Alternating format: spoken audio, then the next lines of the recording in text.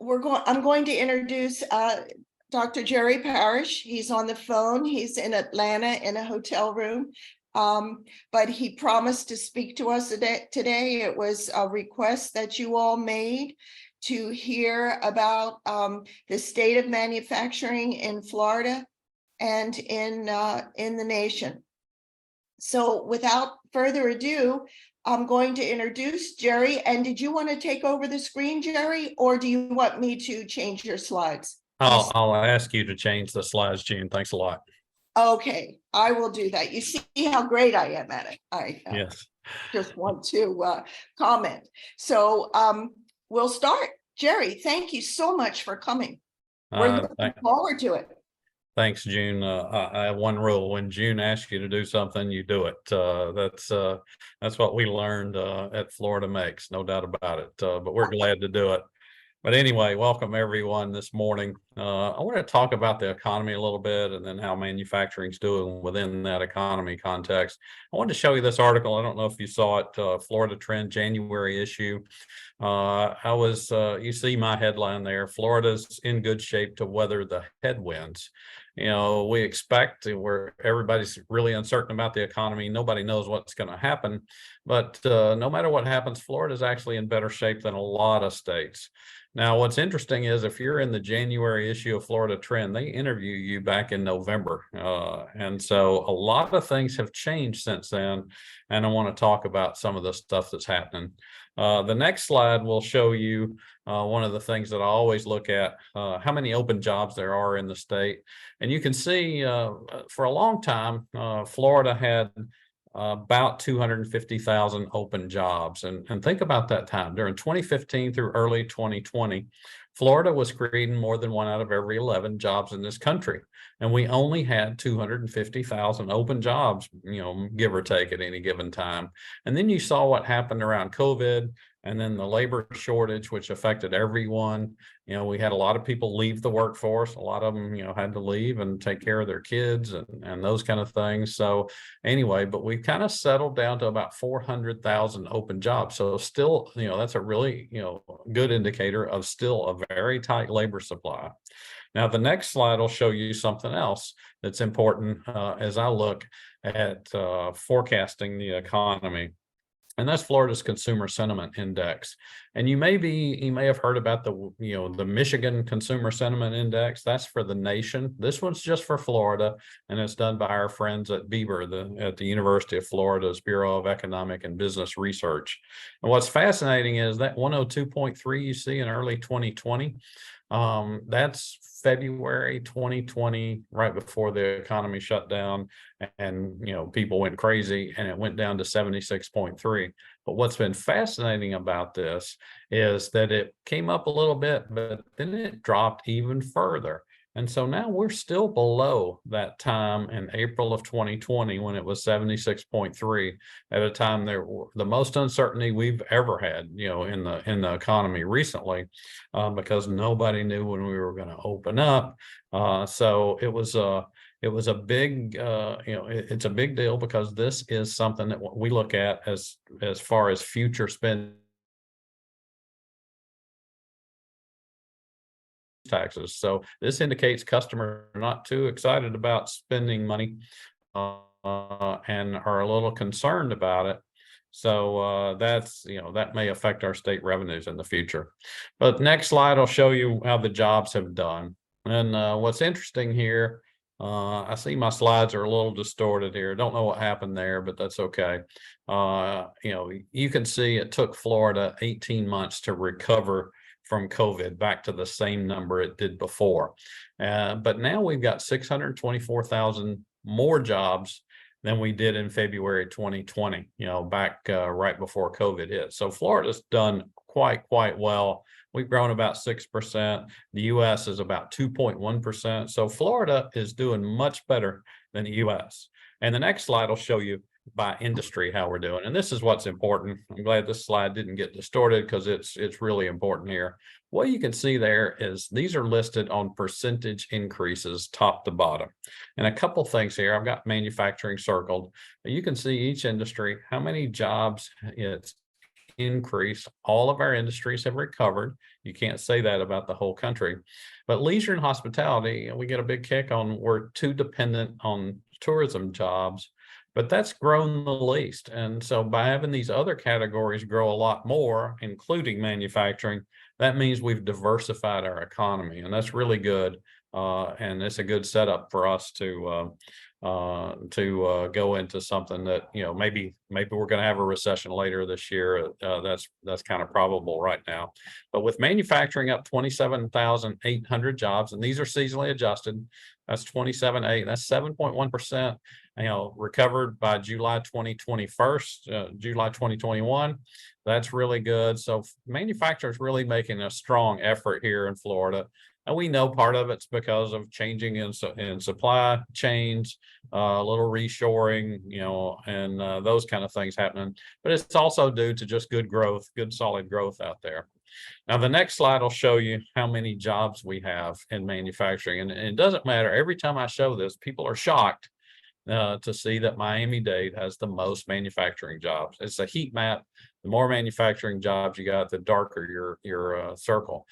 Darker your area is. But what's interesting is you show this to legislators, and I've showed these kind of things to legislators who sit there and tell me, we don't have any manufacturing in my district, and it drives me berserk when I hear stuff like that. So I show them this, and then especially if they're from the rural counties, the next slide will show you what the percentage of private jobs are in manufacturing. And you can see it's high, certainly high in Brevard County, but look at Taylor County and some of these other counties that have, more than 1 out of every 4 jobs in their county is manufacturing. And certainly that comes with higher wages than average.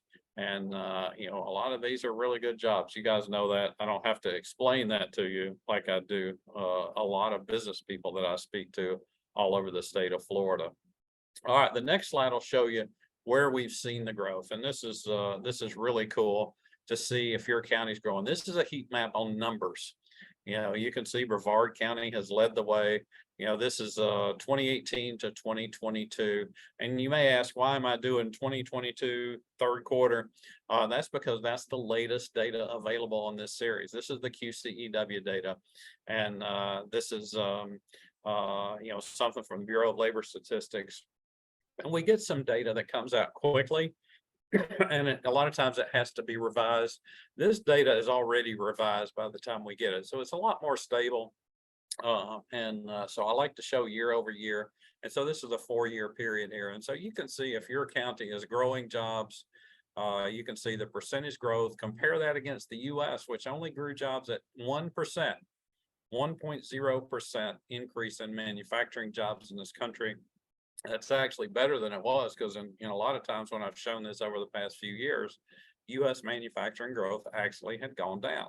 But look at that. Florida grew manufacturing jobs at 10 times what the US did. And that's congratulations to all of y'all, all the people, out there in the field, people with FloridaMakes that's helping them, the manufacturers themselves. Every support person out there has should pat themselves on the back because of this, because this is a big deal. It diversifies our economy and creates high wage jobs. Now, the next one, is next slide will show you that even the commercial real estate people are, I rarely have seen one of these kind of maps where people are focusing. This is CBRE, the commercial real estate group. Here's where they're showing where manufacturing is growing. It's in that dark, maybe greenish kind of color. And you can see most of Florida has had some strong growth. They're overperforming. Look where we're losing jobs, kind of in that Northeast and kind of the center of the country. So Florida, I believe, a lot of people have picked up shop and moved to Florida. Some Florida companies have expanded as well. And that's why we're seeing these kind of numbers. Now, the last slide I'm going to show you is the next one. It talks about, this is the ISM Institute of Supply Managers Manufacturing Index. You see that dark line around 50. Anytime this thing is below 50, it means manufacturing in the US is contracting. And so it went down in February, March, came back up a little bit in April and May.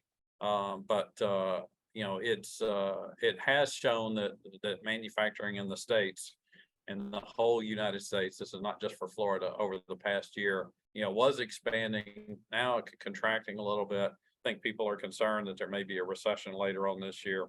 But, overall, what you see is the US is getting kind of, tentative.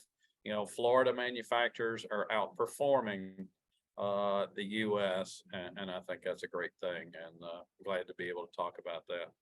Now, the last slide is probably just a picture of me. You don't want to see that. So anyway, I'll turn it back over to June. I don't know if people want to ask questions. I've got some time. I don't know if we have time on the program to ask questions, but if we do have time, I'll be glad to answer them. Thanks a lot. Yes, I'd like to ask anybody on the call if they have questions for Jerry. Please just speak out. I have one, Jerry, while other people are thinking about what to ask. I read all the time that people are moving to Florida to retire. Obviously, that's not the only reason. Can you explain that or talk about that? June, you broke up a little bit on me. You said something about people are moving to Florida, and then all I heard was the word retire after that. Yeah, to retire. That's what I read every day in the news. Obviously, that's not the case if manufacturing is growing so much in Florida. Right. Well, there are certainly retirees moving down here, but you got to remember, Florida is no longer a cheap place to live. We used to be a few years ago, and it used to be you could sell your house in Iowa. You could buy a big house down here if you wanted one, have money left over to retire. That's no longer the case. So what we're seeing a lot of people moving is they're coming here for jobs. We had those 500,000 open jobs. Also, people are coming to move their companies down here. And so we got people looking for opportunity. What's great about some of these northern and Midwestern states, of those people that are moved down here, a lot of them actually have manufacturing skills. And, they're coming down here looking for some of these open jobs, looking for better weather, lower state income taxes, and those kind of things. So Florida's actually benefited from them. There's also a longer term benefit. We saw this a lot, maybe during COVID. Some young man or young woman moved down here and settled up in grandma's condo in Daytona Beach, or wherever they ended up, just to avoid all the COVID stuff, and we're able to work from home. Then they decided, well, hey, this is nice down here. I'm going to stay down here. So because of COVID, we've seen two things happen: an increase in the labor supply, which is cool. And we've also seen what's been helpful. A lot of stuff I do is rural economic development.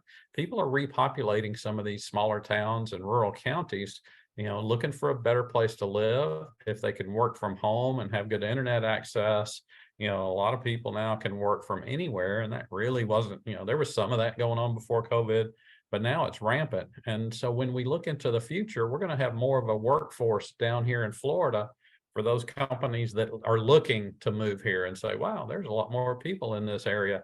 There used to not be. And so it may give them a higher probability of landing some of those company moves that we all cherish and work really hard to get down here.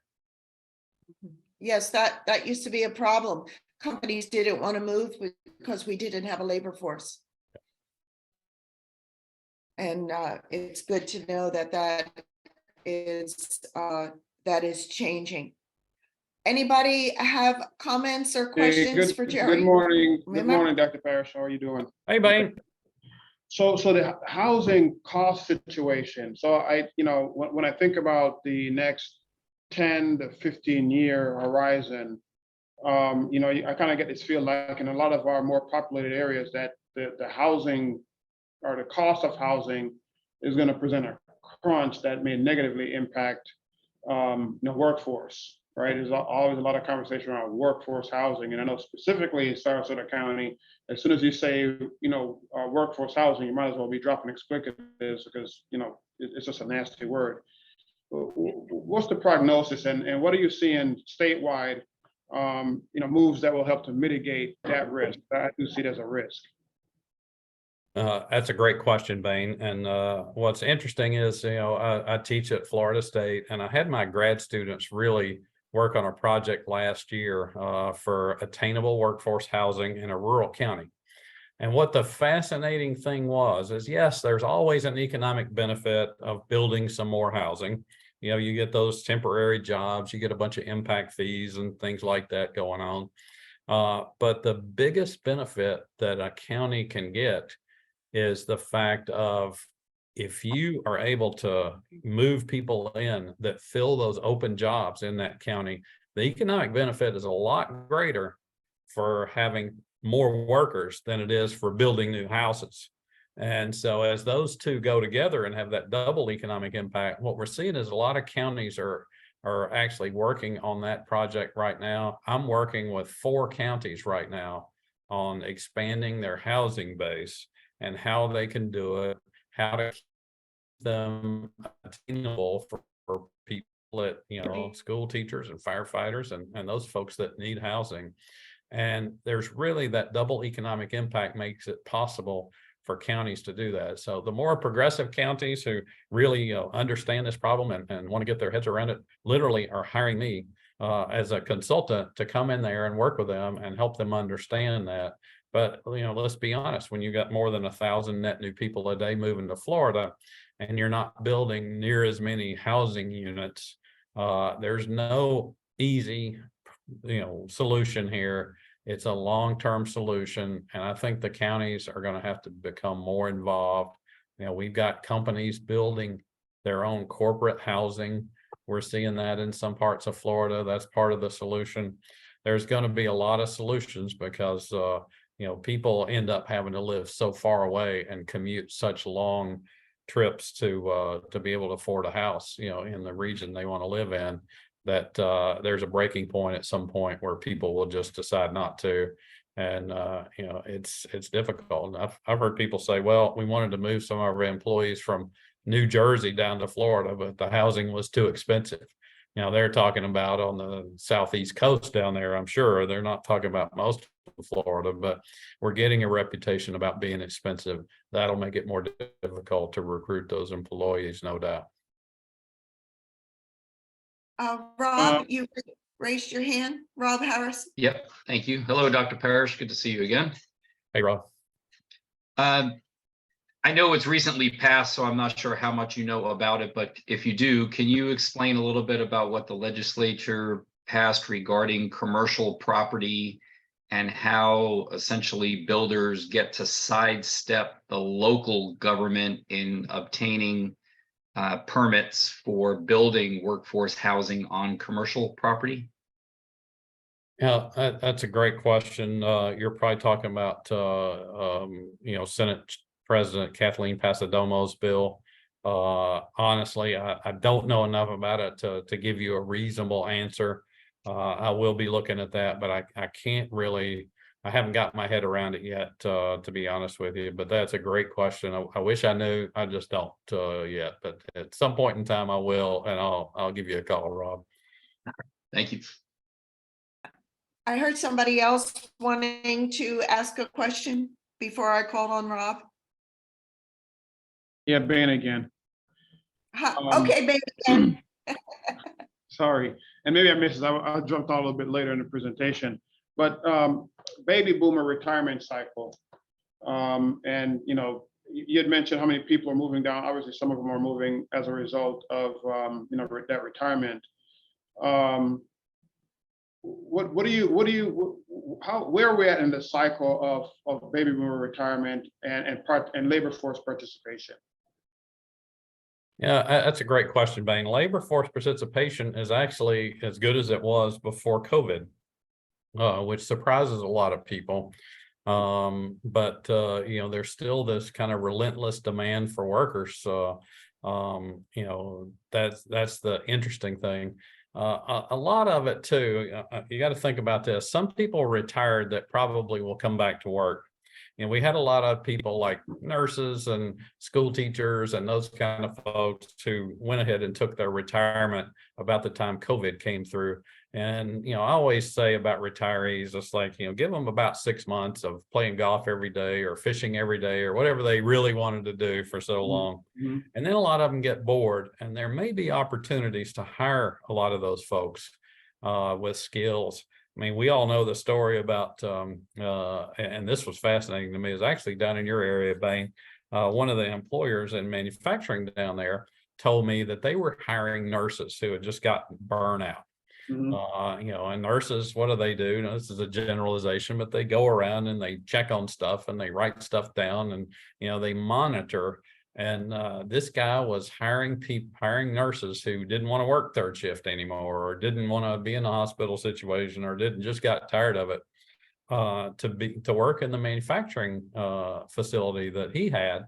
And he said they make great employees. You know, they're meticulous and they're used to walking around and checking on stuff. And that's exactly what he needed to do. And they were happy to be able to work first shift and you know, spend more time with their families and different things. So I think you'll see a rebound of a lot of folks who may have retired. They just get bored, or, you know, hey, inflation is pushing a lot of people to put off retirement or come back from retirement. I think there's some opportunities there. But overall, you know, remember, I mean, the average age, I think, of a machinist in Florida is probably 56 years old right now. I'm not sure if that's still a good number, but we've got an aging workforce. We have to get younger people involved. Who's going to take those jobs? I mean, I toured Roy's spot down at SMT, Southern Machine Technologies, last week when I was down in Tampa. And I mean, you got to have some skills. I mean, you absolutely have to have some skills to do stuff like they're doing, and some of you other guys are doing out there. We've got to train those folks and keep them in the workforce, or we're going to lose our, you know, you can't have world-class manufacturing if you don't have world-class machining. That's You know, right. that's been my saying a long time. So we're trying, the state's trying to keep people in the workforce, get them more interested in trades and stuff. It's not an easy sell, no doubt about it, but the salaries are up there now to where, wow, it's a lucrative opportunity for a lot of folks. Mhm, mhm. I appreciate it. Thank you. Uh, Jerry, did you see a lot of onshoring, reshoring after COVID of manufacturing products? Great question, June. And you know, that's something we're seeing, but it's obviously a long process. You know, we'll see more of that, you know, people managing their risk by, you know, getting more of their suppliers on shoring. You know, the Connex system that Mike Aller's working on for FloridaMakes is going to go a long way to helping, you know, that there'll be more business for people that are here because they know where their suppliers, you know, the customers will know where they can get supplies locally, and that's going to help a lot. You know, some people say, well, you know, Mexico is going to be a big beneficiary of the nearshoring, you know, they call it, and Oh. certainly we see that happening. I will guarantee you we're going to see a lot more of that in the future. We'll see that as Florida becomes more known for manufacturing and world-class manufacturing. And hey, you know, you got to give the space folks over in Brevard County some credit, because you're firing off rockets, you know, almost every day now, and land them on barges and stuff like that. That brings a lot of attention to the fact that, you know, OneWeb satellites and Blue Origin and all those folks, all that really high-profile stuff is making people say, wow, what is going on in Florida? And Florida may be on their list now to take a look at when they're looking at expanding or moving their companies. So I'm always excited to see that stuff, but you know, it is a slow process. You know, it's going to take a while, but Florida certainly is going to be a beneficiary here. And do you think new businesses will be created, or do you think this onshoring will be in businesses that are already there? You know, there'll be some new businesses, no doubt about it. You know, certainly there's going to be both, but you know, I think probably in the short run, what we'll see more of is company relocations.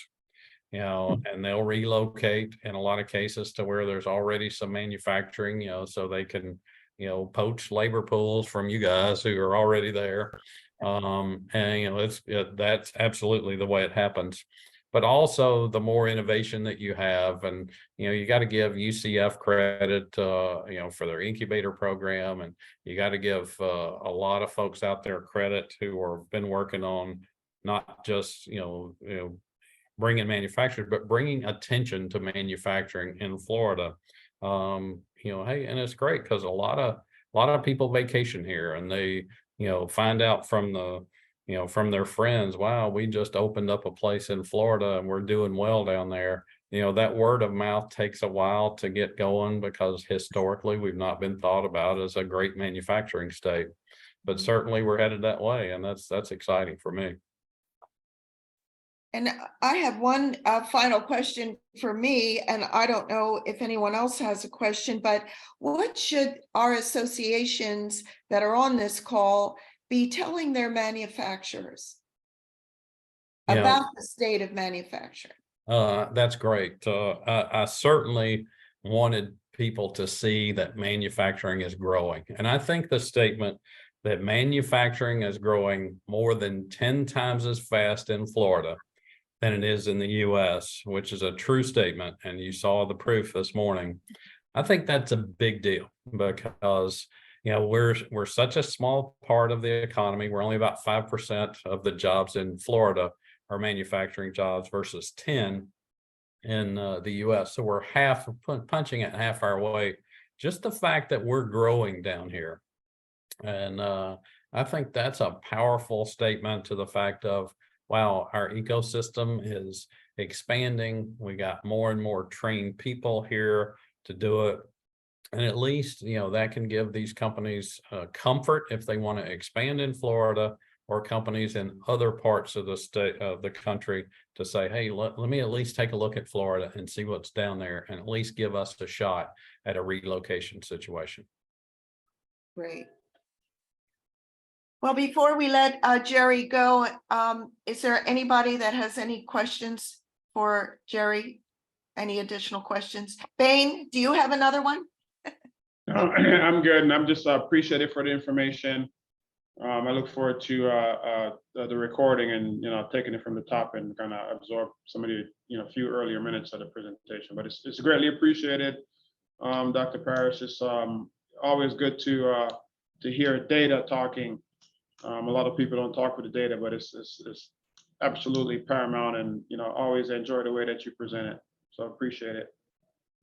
So, Dr. Parrish, thanks so much for being on our call. I know you're in a hotel room in Atlanta and it wasn't the most convenient for you, but our associations and the other people in the FloridaMakes network really appreciate it. So thank you so much. And hopefully we can call on you again.